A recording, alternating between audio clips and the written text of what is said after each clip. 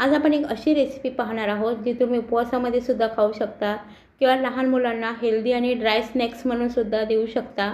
तर ही super healthy आणि energy booster recipe बनवण्यासाठी सुरुवात करूया। नमस्कार, मी ज्योती, आपलं ज्योती पटेकर किचनमध्ये अगदी मनापासून स्वागत करीत आहे। तर आज आपण कॅरमल मखाना बनवणार आहोत। त्यासाठी मी 1 कप इथे मखाने घेतलेले आहेत। अशा पद्धतीचे हे मखाने असतात।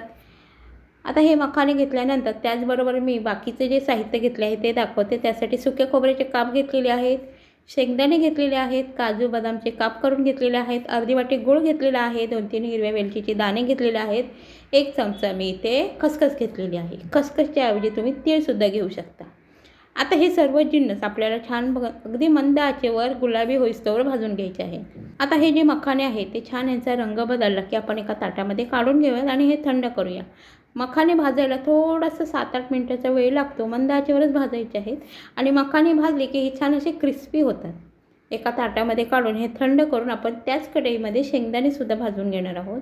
तर शेंगदाण्याची साल वेगळी होईस्तोवर आपण भाजून घेणार आहोत अगदी मंद आचेवर। यांना जास्त करपवायचं वगैरे नाही आपल्याला अजिबातच। आणि भाजले की एका ताटामध्ये काढून हे सुद्धा थंड करून याची साल वेगळी करायची आहे। आता त्याच कढईमध्ये आपल्याला 1 चमचा तूप गरम करून ह्यामध्ये अगोदर बदाम भाजून घ्यायचे आहे। बदाम भाजायला थोडासा जास्तीचा वेळ लागतो आणि बदाम भाजत आले की त्यानंतर ह्यामध्ये घालायचे आहे सुक्या खोबऱ्याचे काप। सुक्या खोबऱ्याचे जे काप आहेत ते भाजायला जास्त वेळ लागत नाही, अगदी पटकन भाजले जातात, कारण खोबऱ्यामध्ये सुद्धा बऱ्याच अंशी तेल असतं, त्यामुळे हे पटकन भाजलं जातं। याचा रंग भरपूर असा बदलतो। त्यानंतर आपल्याला काजू भाजून घ्यायचे आहेत। काजू भाजायला सुद्धा जास्त वेळ लागत नाही।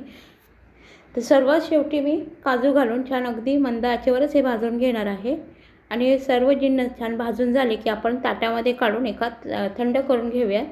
पाहू शकता सगळे जिन्नस छान अगदी मी खरपूस इथे भाजून घेतलेले आहेत तुपावर। आता हे काढून घ्यायचे आहेत।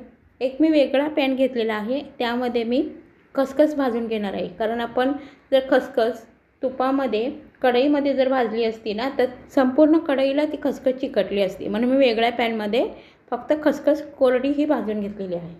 आता आपल्याला गूळ वितळवून घ्यायचा आहे। तर मी गरम असलेली कढईच घेतलेली आहे, म्हणजे मी जे जिन्नस अगोदर भाजले होते ना तीच कढई घेतलेली आहे, मंद आचेवर ठेवलेली आहे आणि गूळ ह्यामध्ये मी वितळवून घेणार आहे। गूळ वितळवायचा आहे आपल्याला, पाक वगैरे करायचं नाही, यामध्ये अजिबात पाणी वगैरे घालायचं नाही आहे आपल्याला। फक्त गूळ मेल्ट होत आला की ह्यामध्ये 2 चमचे तूप घालायचं आहे। तर अगोदर मी 1 चमचा तूप घालून छान याला मिक्स केलेलं आहे। आता पुन्हा आपण 1 चमचा तूप घालूया आणि पुन्हा छान मिक्स करूया। हे पहा, गूळ छान आपला वितळलेला आहे, म्हणजे या गुळाच्या जे गाठी होत्या ना तो छान असा मोडला आहे। तर आता ह्यामध्ये आपण भाजलेले जिन्नस घालूया। तर मी अगोदर मखाने घातलेले आहेत, त्यानंतर काजू बदाम खोबऱ्याचे काप घातलेले आहेत, त्यानंतर साल काढून घेतलेले हे शेंगदाणे घातलेले आहे, त्यानंतर खसखस भाजलेली घातलेली आहे, त्यानंतर हिरव्या वेलचीची मी पूड करून घेतली होती तीसुद्धा घातलेली आहे। अगदी मस्त हे ह्या गुळामध्ये आपल्याला छान मिक्स करून घ्यायचं आहे, म्हणजे गूळ आहे ना तो प्रत्येक जिन्नसला लागला पाहिजे।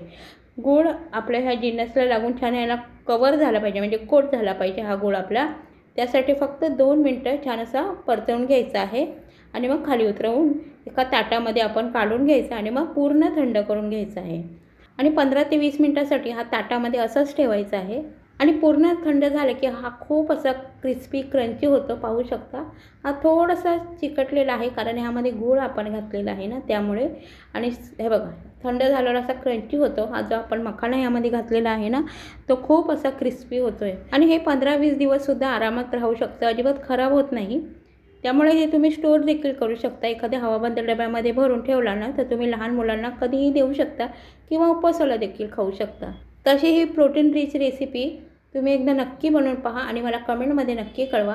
आजची ही जी रेसिपी जर तुम्हाला आवडली असेल तर रेसिपीला लाईक करा, शेअर करा आणि चॅनेलला सबस्क्राईब करायला विसरू नका। धन्यवाद।